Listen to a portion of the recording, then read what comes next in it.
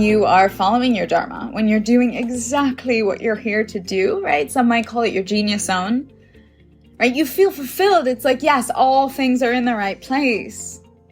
And it's not hard because it's what it must be. Andrea Paige geht los für das, woran sie glaubt, und zwar mit einer solchen Kraft im Herzen, dass es mich genau dort berührt. Herzlich willkommen zu 1000 First Steps, deinem Podcast für das Größte in dir. Mein Name ist Jakob Horvath und ich freue mich so sehr, dass du heute mit dabei bist bei diesem ganz besonderen Interview mit einer Frau, die weiß, was sie will und die keine Challenge auslässt, um es ins Leben zu bringen.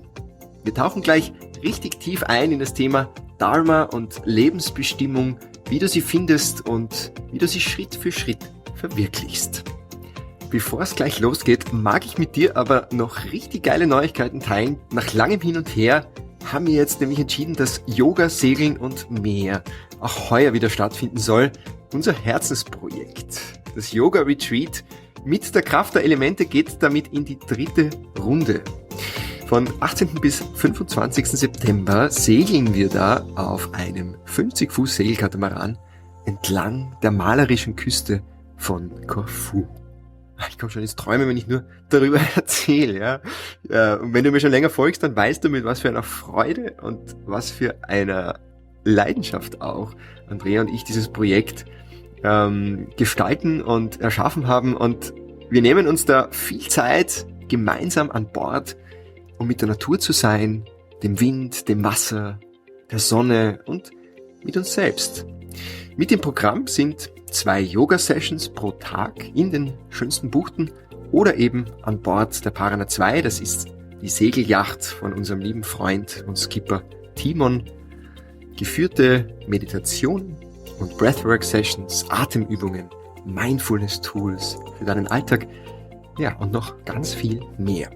Andrea kocht natürlich in dieser Woche das beste Soulfood, das man sich auf so einem Retreat nur wünschen kann, und gibt dir außerdem all ihr Wissen über gesunde Ernährung weiter.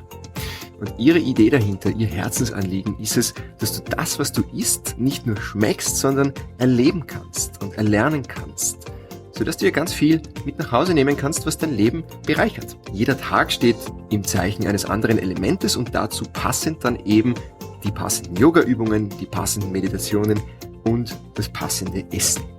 Wenn du mehr über diese großartige Gelegenheit erfahren möchtest, gemeinsam mit Andrea und mir diese traumhafte Woche in Korfu zu verbringen, auch uns persönlich kennenzulernen, mit uns zu connecten, mit uns gemeinsam das Leben zu feiern, dann schau vorbei auf yogasegelnundmehr.com. Den Link dazu findest du natürlich auch in den Shownotes. Und wenn du Fragen dazu hast, melde dich sehr, sehr gerne bei mir. Und ganz wichtig, wenn du dich bis 14. Juni anmeldest, dann haben wir noch einen feinen Early Bird Preis für dich. Ja, da fällt mir der Übergang zum Thema der heutigen Podcast-Folge jetzt gar nicht schwer, weil Yoga, Segeln und mehr sich seit dem ersten Jahr so richtig für uns anfühlt. Weil es uns ohne großen Aufwand von der Hand geht und wir ganz große Freude damit haben. Und genau so beschreibt Andrea Paige im Interview das Gefühl, wenn du das tust, wofür du hier bist. In ihrem Fall. I was very clear on Dharma. I knew that I wanted to spend the next decade looking at the earth body and the human body and the parallels between them. Aus diesem Dharma heraus hat Andrea das Institute for Aliveness gegründet, wo sie sehr umfassende und intensive Ausbildungen zum Holistic Health Coach anbietet. Der Zugang ist sehr interdisziplinär. Andrea hat unter anderem Ethnobotanik studiert, Wirtschaftspolitik und Naturheilkunde und noch sehr viel mehr, spricht 7 Sprachen und hat unter anderem in der größten Intentional Community der Welt gelebt, in Auroville in Indien. Aus all dem leitet sich eine Vision ab, die so viel größer ist als sie selbst und die sie auch immer mal wieder in die Knie zwingt. Denn niemand sagt, dass es einfach ist, deinem Dharma zu folgen. Unter Tränen beschreibt Andrea im Interview, warum sie es trotzdem tut. Und zwar immer und immer wieder. Ein Gespräch über wahren Mut, über Heldenreisen und die Verantwortung gegenüber dem großen Ganzen. How can we be better, right? And not better in like, I'm gonna achieve my goals and accomplish my things, but like, how can we as a species evolve in a way that's remembering a lot of what we've forgotten? Lass mich auf Instagram @jakob.horvath in den Kommentaren wissen, was die Folge mit dir macht. Möge das Gespräch mit Andrea Paige dein Leben ebenso bereichern, wie es meines bereichert hat. Enjoy!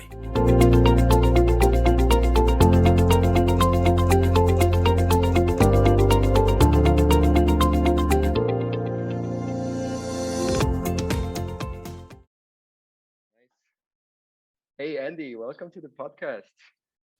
Thanks, Jacob. Thanks for having me.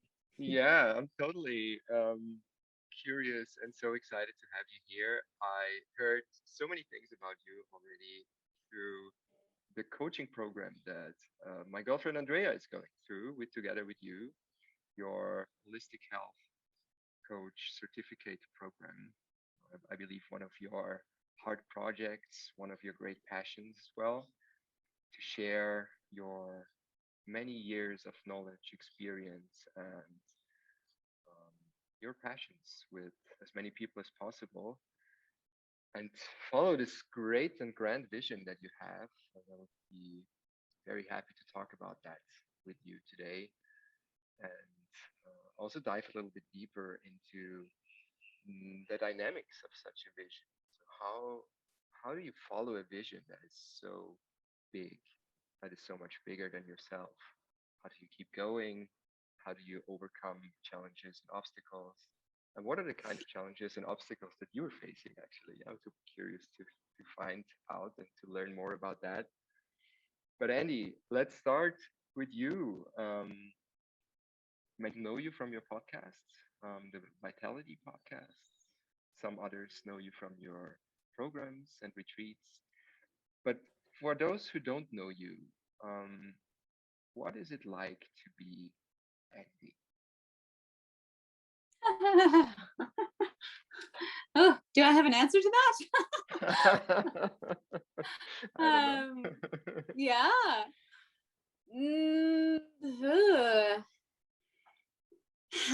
It's like we had this thing in the United States growing up. I don't know if you're familiar with it. It was called silly putty. Silly Patty. Silly putty. It was Silly like putty, okay. like a kind of jelly clay that you would play with. So sometimes I feel like that having to be shoved into like a keyhole or something. That's what it feels like to be me. Yeah, where there's like a grandiose connection to existence, right? Solidified into assumptions and the predicament of modern human, which is incredibly categorized and sectionalized and in many ways fraught with disconnection to that grandiose essence. And yeah, so I mean, it's fun being me a lot of the times. A lot of the times it's really hard. Yeah, but I'm neither attached to the fun times nor the difficult times. Like, right, this is life. This is the human experience. Yeah.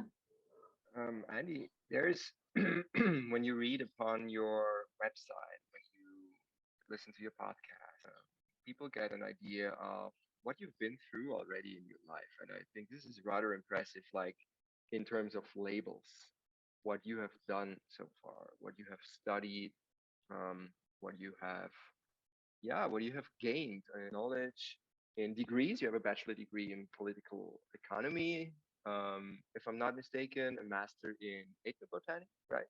And a doctor in what is it, naturopathic medicine? Yeah, Jacob did his homework, everybody. Yeah, right. But where I want to go with this is there such thing? Because these are like quite different fields, it seems, right? It's a very broad range, a very broad spectrum, and you touched base with all of these things. what is the red string? Is there some connecting line in between, some driving force that made you, study, do all these things? Yeah, humanity. Humanity. Right?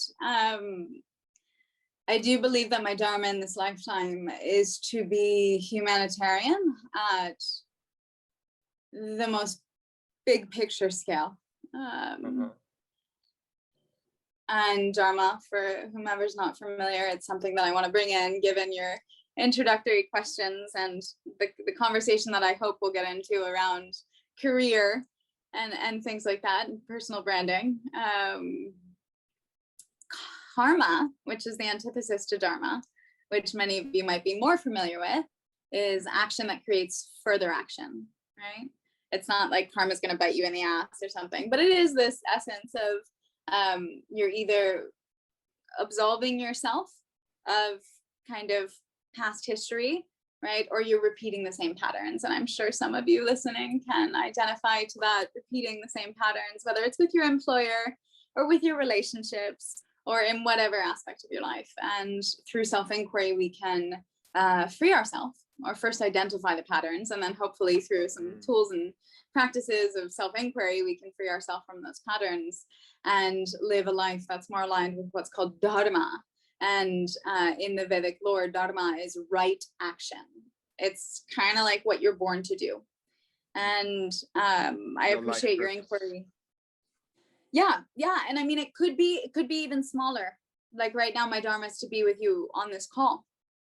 Yeah, and I feel that very strongly. So I'm not going to be, checking my phone or doing other things, or my mind's not wandering because I'm meant to be with you here. And so embracing of Dharma is, I would propose, beyond passion. And you had mentioned passion a few times at the beginning of this, and it's something that the millennial world is like high on, right? Follow your passion, which comes, sure, from Joseph Campbell and his great study of myth, and following bliss is often a really good advice to further our hero's journey. However, passion can get hedonist, right? It can be self-obsessive. It can be self-replicating. And so the divide there between passion, Dharma, and humanitarianism, right? I would put myself more on the side where it's like not easy. It's like we have big work to do in this world as a human species. And my Dharma is to assist in that. And so in terms of how my background connects, right, and how these things weave together, it's a very insightful question. It's one that I only realized myself a few years ago. But the common thread, or the inquiry that perhaps was running through my veins from the age of, let's say, even 16 until today, was one of how can we be better, right? And not better in like, I'm going to achieve my goals and accomplish my things, but like, how can we as a species evolve in a way that's remembering a lot of what we've forgotten and working on the genius that we've developed in the time we've been forgetting, which is a lot of technology, amongst other things. And so when we look at political economy, right, my bachelor's, a lot of that was, it was my foundational anthropology studies in my travel and looking at different cultures and languages around the world. And that was so deeply fulfilling, because what I was looking for was what's after capitalism.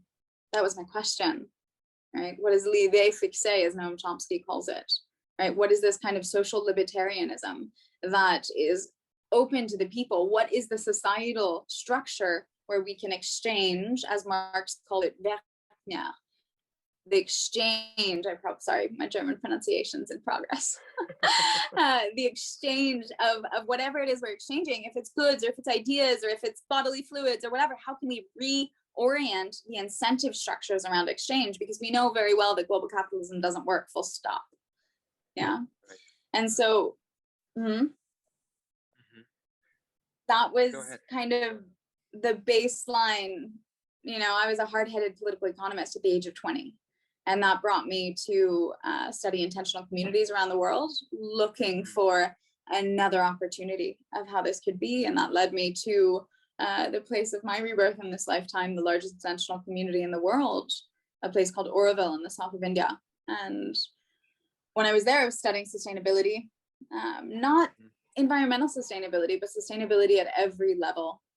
And that's really an important distinction. I worked 4 jobs. One of them was at the radio station, right? And so I was a broadcaster on radio. And in Oroville, in the community. Yeah, OrovilleRadio.org. Yeah, it's great. And I learned about the sustainability of any kind of team or technology organization, how there are certain jobs, right, that have to be fulfilled, and it's more effective and efficient if people know to a certain extent how to do a little bit of each job. It was a decentralized working space. And that was my first encounter with a different form of organization, right? Yeah.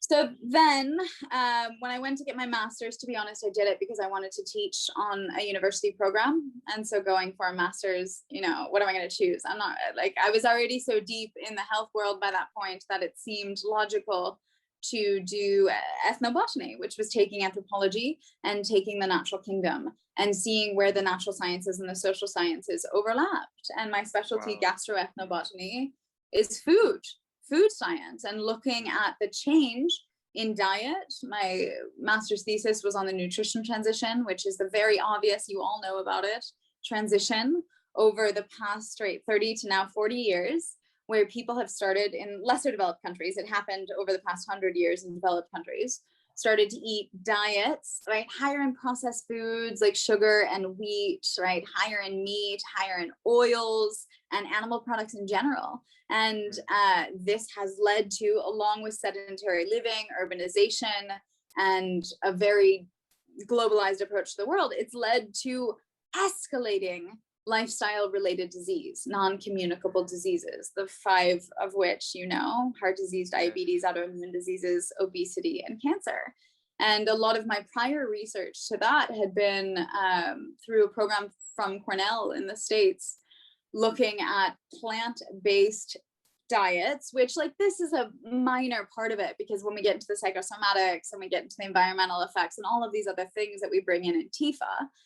However, at that point, more than a decade ago. To clarify, the Institute for Aliveness, that is your institute, your heart project. Yeah.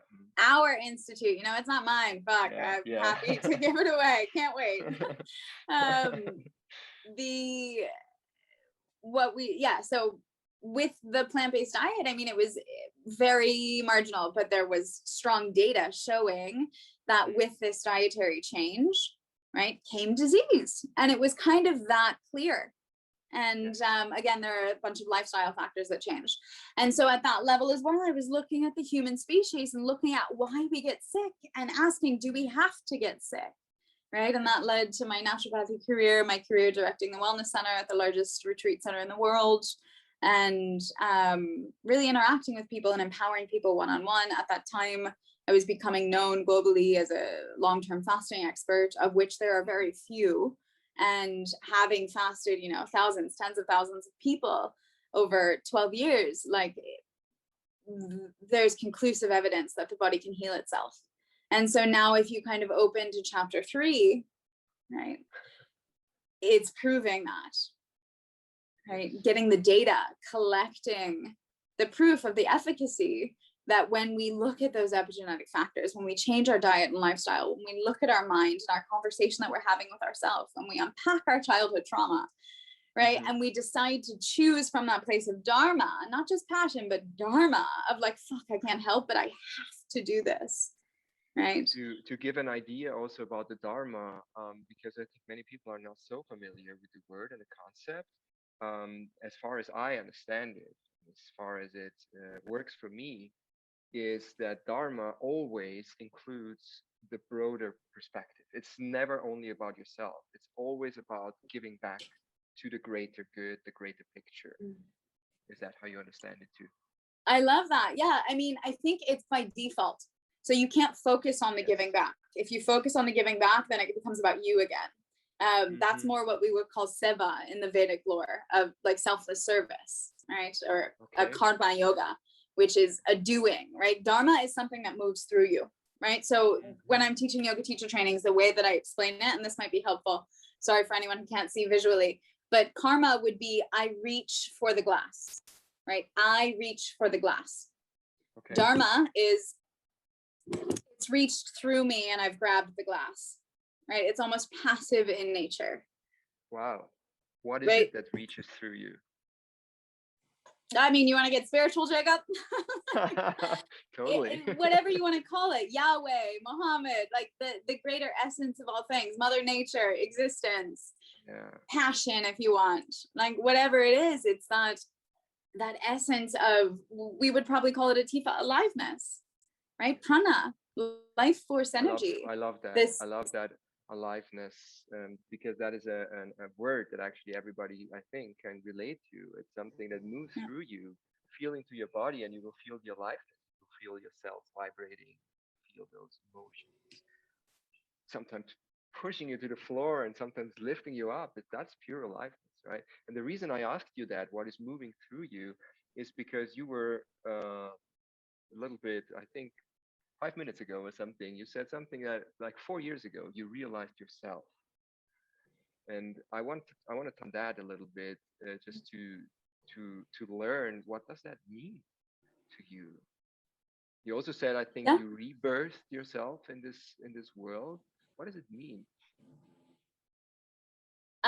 So those are two different things, and I can tell you about both of those kind of transformative moments in my existence.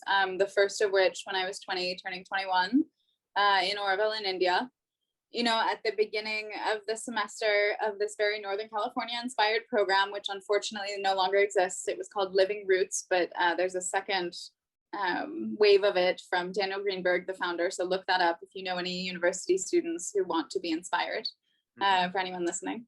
Nonetheless, in this program, I remember at the beginning of the semester, I knew that there was something inside of me that I wanted to let go of. And in our circle space, I asked for collaboration, and I said I was letting go of competition, right? This kind of fierce drive that had led me to achieve so much in my life, even thus far. And that was a big turning point. And I mean, still at the beginning of the semester, I was in the Maharishi ashram parking lot, arguing with my advisor over the fact that I did not believe that the subjective belonged in an academic paper, and I will not write an academic paper with the letter I, capital I. It doesn't belong there, right? I wanted to keep this staunch, sterile academia. And then at the end of the semester, as I was self-grading, right, as you do on those Northern California inspired programs, there I was holding my crystals, crying, like a full softening of allowing and accepting and seeing the connection of all things, and allowing myself to be moved by it, right? Allowing myself to be moved by it, discovering Dharma. Wow. So that is something very interesting, because like discovering your Dharma, must be such an enlightening moment, isn't it? When you realize your greater role in life, kind of where you put here to do. But isn't that scary as well at the same time? Yeah, I mean, to some extent, I'll liken it, Jacob, to hiking. When you're hiking, you don't know where the top of the mountain is. You don't know how high up it is, right? You're just kind of hiking, and you see that next little peak. You go, you continue, right? There's a next peak, and then you get to that peak, and you're like, okay, there's more, right? And you just don't know. So if you see only the first peak, and you're like, okay, like let's go. I can go there. And so that's how it was, because when I left that program at 21, I was very clear on Dharma. I knew that I wanted to spend the next decade looking at the earth body and the human body and the parallels between them. I was very clear. It was like, that's step one. Wow, that's beautiful Dharma, I feel. Yeah. So that was easy. That led to ethnobotany, that led to practicing fasting in clinic, that led to so many different things, becoming a master of human physiology, becoming deeply entwined with the microbiome, both of the earth and soil, permaculture, all of these things, as well as the human body. And cycles, seasons, transitions, all of this. Astrology is a huge part of my entire worldview. And this parallel is very, very strong, right? The macrocosm within the microcosm and vice versa. And then the other turning point that you asked about that I had mentioned was in 2018. Just this morning, we had a beautiful meeting for Tifa Foundation with the woman who caused this enlightenment of idea of understanding. She was in Bhutan, and in 2018, I went to the country to become an ambassador for the Gross National Happiness Program, sponsored by the royal family, and essentially to spread the message worldwide. And that was so wonderful for me on so many levels, because the fourth king of Bhutan in the 80s said, I see this global capitalism thing coming. No, not for us. And that's like what Bhutan has been founded on, an ability to withstand the temptation of endless growth and economic gain, right? And so gross national happiness is the antidote, if you will, to gross domestic product, gross national product. And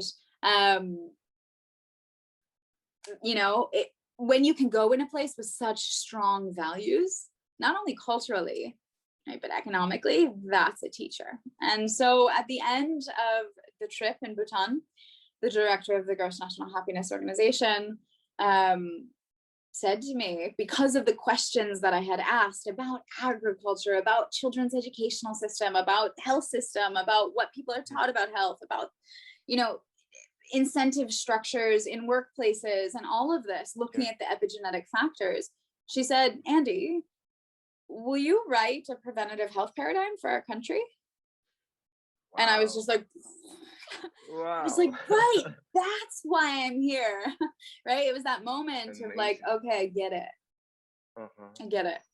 Yeah. Now you got the reflection of the outside world to the process that was already ongoing, and now you got it right in front of your eyes. Oh, okay. There you go.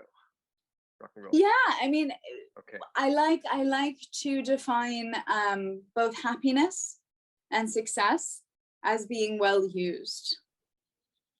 Yeah, being well used. And many people might, say, what, used? No. What I mean by that is when you are following your Dharma, when you're doing exactly what you're here to do, right? Some might call it your genius zone. Right? You feel fulfilled. It's like, yes, all things are in the right place. Yes. And it's not hard because it's what it must be. Right. And so that essence, right, really awakened within me a sense of like, fuck, there's no one else who could do this. Like, I'll do it. And it needs to be done in this way with this interdisciplinary view. And that's like, that goes into the history of how, like, so many different things, because it's not just about food. It's not even just about colonics and colon cleansing. It's not even just about the body. It's about the mind. It's about definitely some kind of purpose or community or spiritual connection. It's about how we exchange in the political economy. It's about the myth and the story that we're telling, right? And it's about so much more, resting on our own ability to self-realize, which is also heal. Same. Right. It's how everything is interconnected, and it seems that you have well embodied that interconnectedness in your work, in your being, and in what you're doing, in your Dharma, or what is done through you to stay with the concept that you. Yeah. And I mean, I think that embodiment is like balance and like health. It's something that's constantly calibrating, right? So there's no finish point of like, I well embodied it, right? It's like an adventure that I go on every single day. And that is, I think that is a very good point that I want to touch base on, because you just said when you are following your Dharma, when you do what you're here to do, then things are falling magically into place and everything is blissful and amazing. And I don't think that this is the case, because so often your life still hits you hard, and there are challenges, and there are huge challenges. And I believe the bigger the vision, the greater the challenges. And I would love to ask you, Andy, how is that presented to you following such a grand vision, up-leveling humanity. I think that is one of your slogans, your mission as well.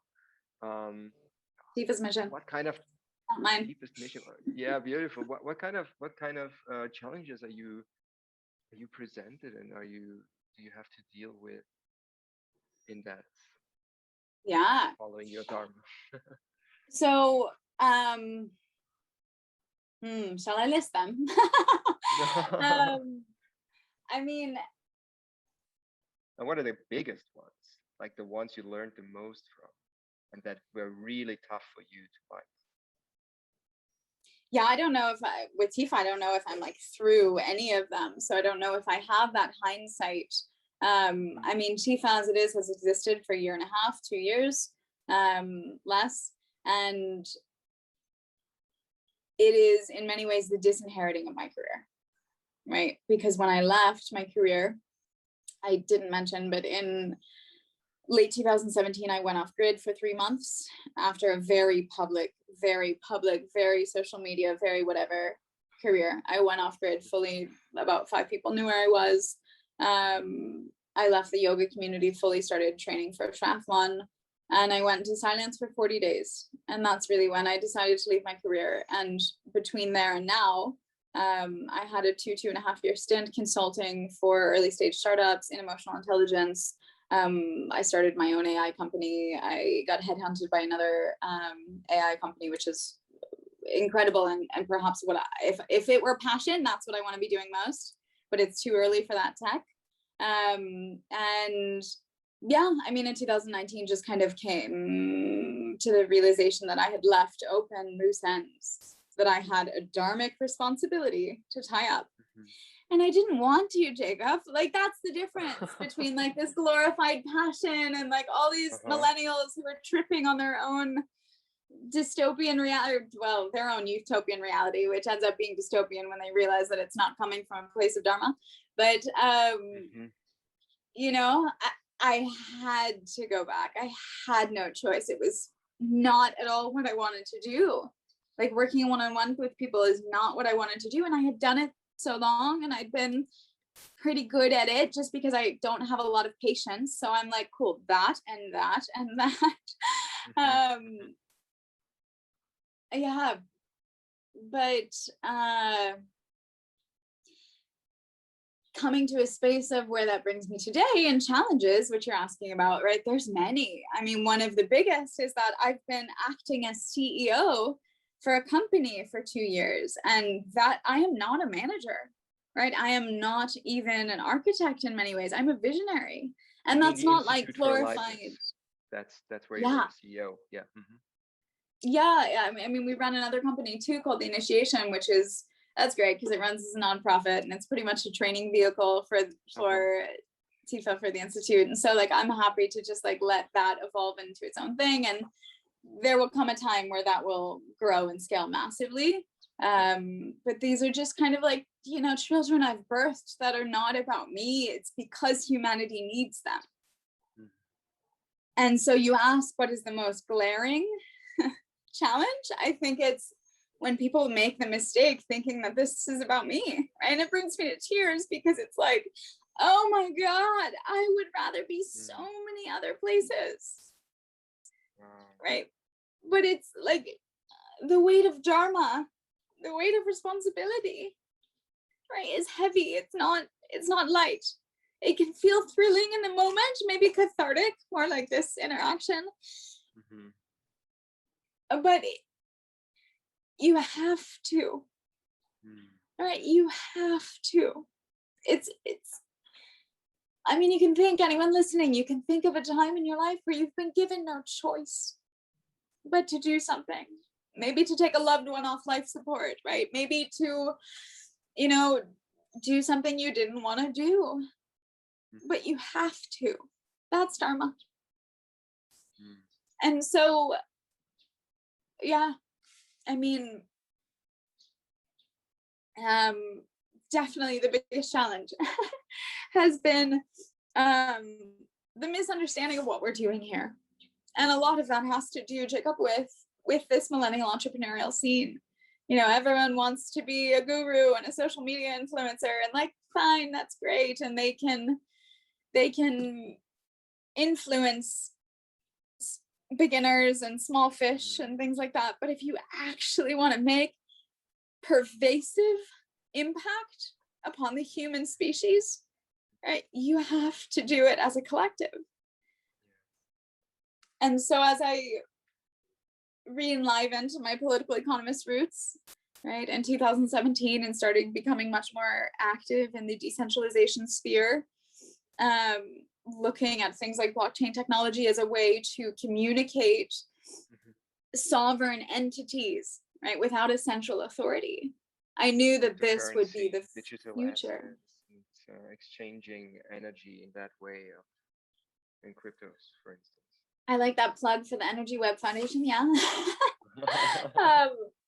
Yeah, I mean, crypto is the first use case of blockchain technology, and there are many more to come.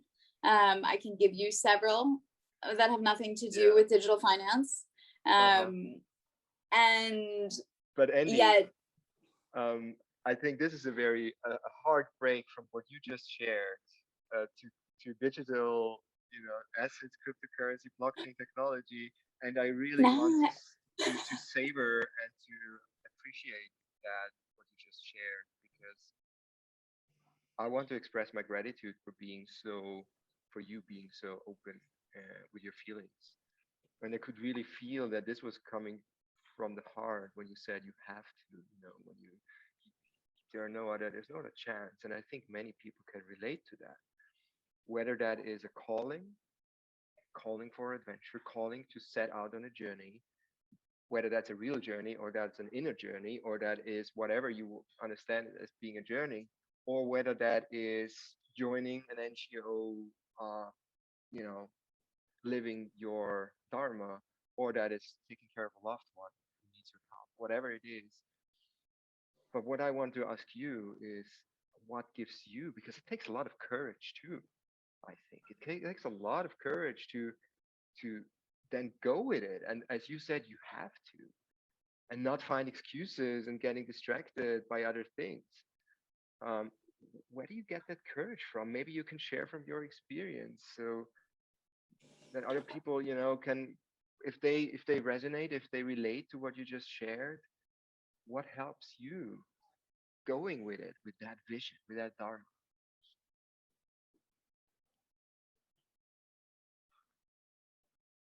tapas, discipline. I mean, so what the story that actually comes to mind when you ask that question is, not so long ago, a few years ago, I was mountain biking in Chile, and I had the horrible idea, as I often do, to go alone. And being Mars and Sagittarius, curious as I am, I parked my bike and went and hiked this sandstone mountain. And when I went out, and this was like, I mean, it's sandstone, so there's no trail, right? You just go up. And I got to the top, and I could look down way to the bottom and see my bike, and sun started to set, and I couldn't find my way down. And so there I was at the top for about an hour as the sun was setting, and I was like, oh, I'm fucked. I was like, I'm sorry, Mom, I didn't mean to die like this. Like, having all of those kind of end of life, because this was a very rural area. There was no helicopter support. I was on this trip virtually alone. No one would have noticed, right, for days that I was gone. It was like one of those kinds of moments. And I was just like, look, I have no choice but to get down. And if I have to jump and fall and roll, I will. Thankfully, I didn't. I somehow found the way, right? Fell a few times as rocks fell and whatever, but I got down. And so I don't think it's about courage. I mean, the root word of courage, which hopefully anyone in any kind of self-improvement, inspirational thing has heard, is corps. En français, it is the heart. Right. And so that essence of opening my heart to the Dharma, to the rightful action, to this meaningful moment on my hero's journey.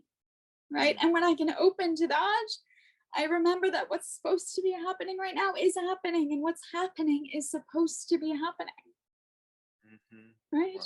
And so I found my way down in the dark, right? Got to my bike and rode back with a lot of gratitude. Wow.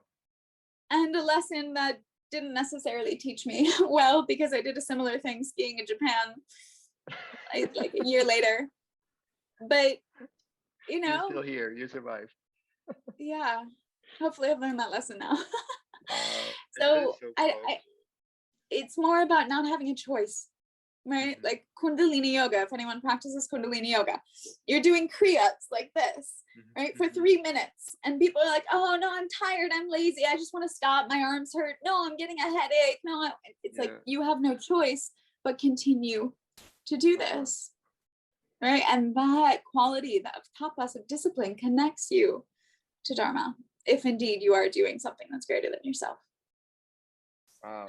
So it's really surrendering to the process, to the journey, to whatever life has in charge for you. And that is so much easier said than done, as we probably all know.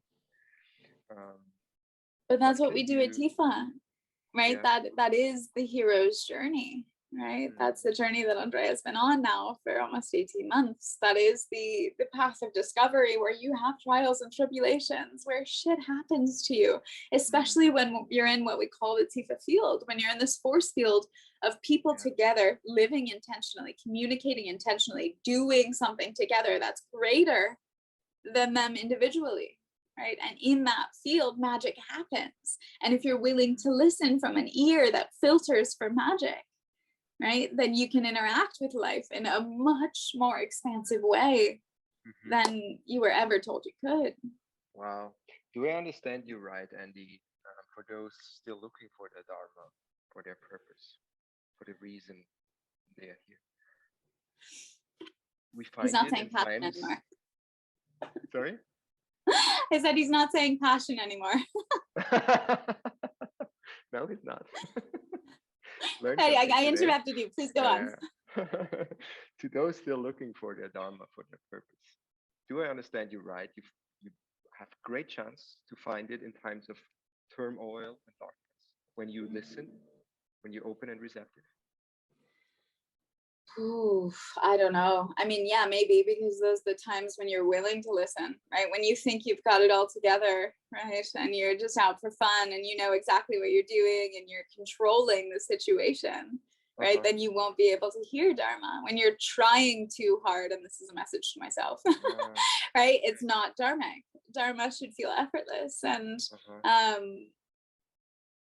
I had a big realization in the 2 years that I was away from my career that I loved so much and I trusted so much, so deeply. And it was that the people you need to meet will be brought to you. Right. And that is one of the biggest signposts on the hero's journey, right? You find mentors and advisors as you're going through this, and right, that willingness, the courage to open when we most want to close is what allows us to hear the messages that will give us the next clue on the scavenger hunt of life. Yeah, that's so beautiful that you bring up the hero's journey, because this is a concept that resonates a lot with me and my own journey as well, and with many others, out there. All the great movies based on the hero's journey, basically the concept by Joseph Campbell. So everybody who listens and wants to check it out, probably Finding Joe is a really good way to start. It's free on YouTube, to get more familiar with the concept, so that we don't spend too much time now to go into detail with the hero's journey, because I think this could be a whole podcast episode by itself. But what can you actually recommend? What can we do to find our Dharma, our purpose?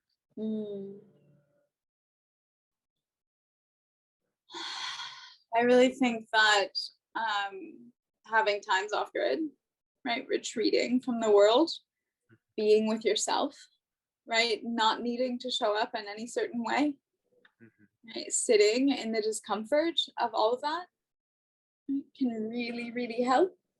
And so obviously longer the better, but 10-day kind of away from it all should be a start. I think finding communities that nourish you and inspire you and allow you to be a better human, because they are, as we say in TIFA, magnetizing upward, not pandering down. And I also think having a deep-seated processing with self daily. And so whether this is like moments out, whether it's during an Ashtanga yoga practice, like we have at TIFA now, the TIFA Tanga Lab, it's a daily practice where you show up, you do the same thing every day. And if you want to build courage, right, that's how. And that quality of space holding for yourself in that container allows for processing, whether it's mental, right, where it's just like everything that would ruminate in the back of your mind and haunt you gets to be worked through and ironed out. Or if that's a daily writing practice, right, handwriting for 10 minutes, 15 minutes with a timer, flow state, nonstop, right, that's so important. For some people, it might be like a dance process or whatever, however it is that you want to process. I think this is an integral part to being able to detoxify the psyche, right, and the relationship with self to an extent where you can open to Dharma.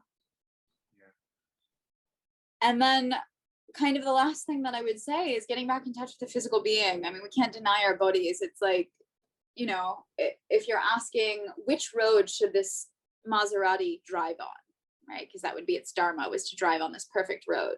But then you're not taking care of like the engine and the gas and all these other parts of the car that clearly Andy knows nothing about. You have to learn how this physical vessel works, needing things like hydration, eliminating once per meal per day, right? Focusing on water containing fibrous matter and eating within a contained period of time, right? And when you start to go into that, obviously fasting, long-term fasting, the juice cleanses that we do at the initiation awaken someone to the entire ability and possibility for the human body that they never knew was there. Right. And so if it's like, fuck, I know how to drive this Maserati now, where are we going? Right. We can find that road. Or I actually realized that it's a Maserati at all, because maybe I thought it's a wrecked 30-year-old Volkswagen Beetle or anything like this. And I realized, oh, I got this Maserati inside of me. Let's go on the journey. Yeah. It's like this is another North American reference, but it could be like pimp my car, pimp my ride, right? Like redo, if you've been treating it as a VW 30-year-old Beetle, like redo it so it's magical. I love that TV show. Yeah. I was a lot into cars back then. But anyway, different story. Andy, to wrap it up and to conclude this very insightful conversation. Well, first of all, I will put the links to TIFA, to the Institute of Aliveness, Institute for Aliveness, into the show notes. A link to your podcast, so everybody can check out what you actually, all the like that big universe of things that you're doing and sharing with the world. But let me ask you one more question, because I just love this question to ask people who gave so many insights after a deep and powerful conversation like this one. What is your vision for the world?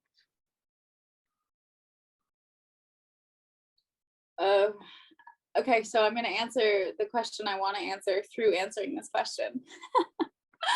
A huge part of Dharma, as we covered at the beginning, is that it's not about me, right? So even like I'm super sensitive to it because it is my, it is the field that it's the demons that I'm having to fight off in terms of, you asked what was difficult. Right, they're not my websites or things like that. And I think that's the biggest misunderstanding of personal branding, right? And the millennial who, you know, makes a website and goes out there and sells themselves essentially. And what they don't realize is that they're selling themselves, right? Are they building something? Or are they selling themselves? And that's like a big, your heart goes into your stomach kind of thing for many millennial entrepreneurs to hear. And to truly create impact in the world, you have to build something, not sell yourself.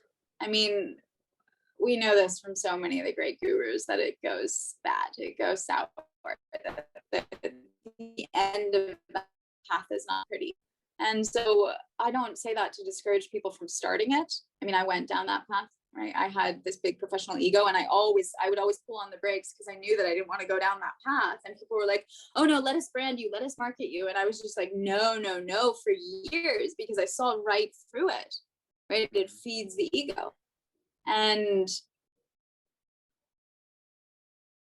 the antithesis to that is the collective, coming together with people on a similar mission to you, finding your genius zones and allowing yourself to see what you build together. And in that, there is no mine. There is only ours, right? In Burning Man, my first time driving in, right, my tech mentor who I was with at the time, he said to me, when I was like, oh, they can do this line thing better, because we waited for 10 hours in line in the car while driving in to get our tickets, right? And he said, I was like, they can do this better. Huh. And he said, Andy, there is no them. There is only us. You know, and that was like the penny drop moment where I was like, oh, I'm complicit in this. And thus I have power in this to create. And, you know, like in TIFA, that's very much started to happen. And I don't think that people really understand or know a lot of what happens behind the scenes, but like one of our students in London wanted Ashtanga every day with our Ashtanga teacher. The Tifa Tonga Lab was born, right? Another student in Berlin wanted a holistic pregnancy and birth class. Boom, we just launched that yesterday, you know? So it's like, It's not about my vision, Jacob, right? I would not be so presumptive to assume that I know how this will end up, you know, or even if it will end up in my lifetime. But when I know, end up at all, or if it's just a journey that keeps going. Yeah, sure, be open to that as well. Trust me, I want to fold in the cards every other day these days. But like, all I know is what can be. If I can continue to follow that and create incremental change in individuals, and that's what the 18-month program at the Institute for Aliveness is for, right? That then they will create incremental change in everyone around them. And slowly but surely, we will hold higher standards for our species and how we show up with one another. And create that ripple effect. Yeah, I hope it's more like, I'm thinking of like some violent like grenade bombs where it's like big explosions where people are like, oh my God. But that's just my fire talking. Andy, thank you so much for this interview. Sharing Thank you, Jacob. Your wisdom, your time with us, and your feelings. I very much appreciate your openness, your vulnerability, and wish you all the best on this journey of yours. Keep sharing. Yeah. Thank you for your calm presence, Jacob, and your insightful questions. I appreciate you. I appreciate you. Thank you very much. Schön, dass du dabei warst bei dieser Episode von 1000 First Steps. Wenn du dich über die Themen in dem Podcast gerne austauschen möchtest, dann lade ich dich herzlich ein, deine Gedanken unter dem aktuellen Post auf Instagram @jakob.horvath oder per E-Mail an mail@1000firststeps.com mit mir und der Community zu teilen. Ich freue mich immer sehr, wenn ich lese und höre, was der Podcast bei dir bewirkt, was er in deinem Leben zum Positiven verändert. Wenn das bei dir auch so ist, dann kannst du mithelfen, dass ihn noch mehr Menschen hören können, indem du ihn mit deinen Freunden teilst, mit deinen Bekannten, deinen Kollegen, zum Beispiel als Screenshot in deiner Instagram-Story. Es würde mir auch viel bedeuten, wenn du mir eine Rezension und eine positive Bewertung auf iTunes hinterlässt. Ich danke dir von ganzem Herzen. Wenn du auf dem Laufenden bleiben möchtest, dann freue ich mich, wenn du Teil der Community wirst und dich für meinen Newsletter anmeldest. Dort wartet auch ein kleines Willkommensgeschenk auf dich und Infos zu Podcast-Folgen, Meditationen, exklusive Updates zu Abenteuern aus meiner kleinen Welt und mehr. Den Link zum Newsletter findest du in den Shownotes und auf meiner Website 1000firststeps.com. Ich bin Jakob Horvath, Visionscoach, Meditationstrainer und Autor von Weltnah, raus aus der Komfortzone, rein ins Leben. Das Buch über meine 14-monatige Weltreise mit wertvollen Impulsen für deine persönliche und spirituelle Weiterentwicklung. Danke, dass du hier dabei warst, dass du den Podcast hörst, dass wir ein paar Schritte gemeinsam gehen können. Wir hören uns nächsten Mittwoch wieder, wenn du möchtest. Bis dahin wünsche ich dir nur das Beste. Alles Liebe und Namaste.